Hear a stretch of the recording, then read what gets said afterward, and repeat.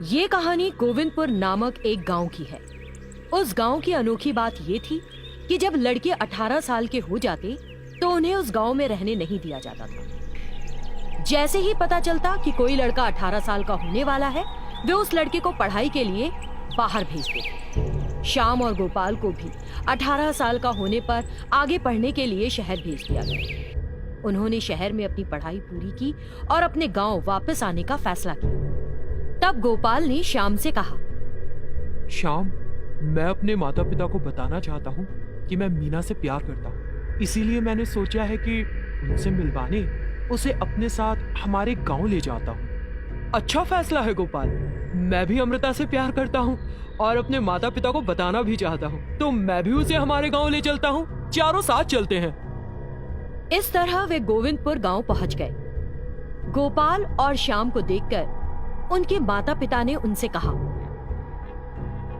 तुम हमें बिना बताए गांव क्यों आ गए? इस गांव को तुरंत छोड़ दो और शहर चले जाओ। हम इतने सालों बाद आए हैं क्योंकि हम आपसे मिलना चाहते थे। आप ऐसे क्यों कह रही हैं माँ? हमें तुम्हें कुछ भी बताने की जरूरत नहीं है। चुपचाप यहाँ से चले जाओ। मेहरबानी करो हम बूढ़े माँ बाप पे। लेकिन श्याम और गोपाल ने अपने माता पिता की बात नहीं मानी। हम इसी गांव में रहेंगे। और वे अपने अपने घर चले गए।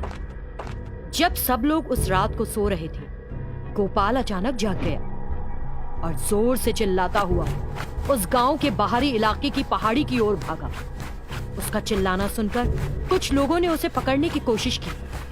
पहाड़ी की चोटी पर पहुंचकर वो वहां से कूद गया। उसके माता पिता श्याम और अमृता गहरे दुख में डूब गए। गोपाल की प्रेमिका मीना ने अमृता से कहा, मैं गोपाल से कितना प्यार करती थी। मुझे समझ नहीं आता कि गोपाल ने ऐसे क्यों किया।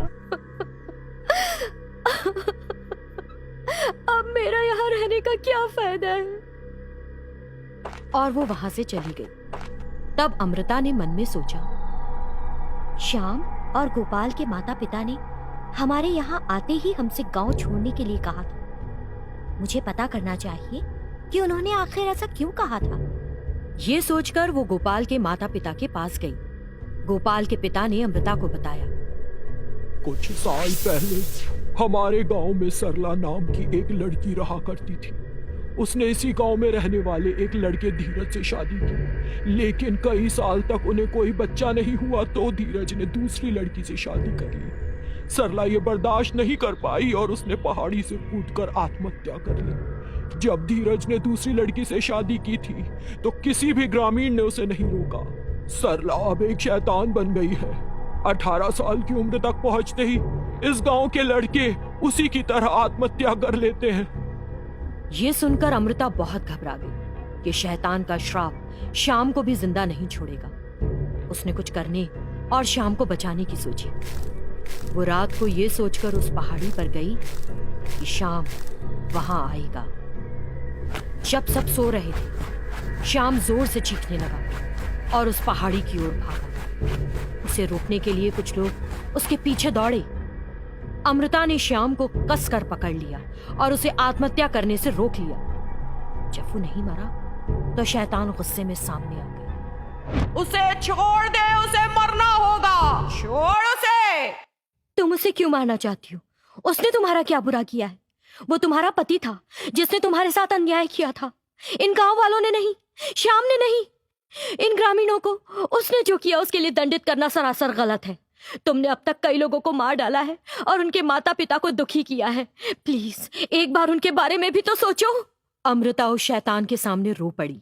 ये सुनकर शैतान भी रो पड़ी और बोली, हाँ ये सच है। मैं अपने साथ हुए गलत बर्ताव का गुस्सा मैंने इस गांव के लोगों पर निकाला है और कई लोगों को मार डाला है। तुमने आज मुझे मेरी गलती का एहसास कराया है। मैं अपने इस श्राप से इस गांव को मुक्त करती हूँ। तब से उन सभी ग्रामीणों ने चैन की सांस ली।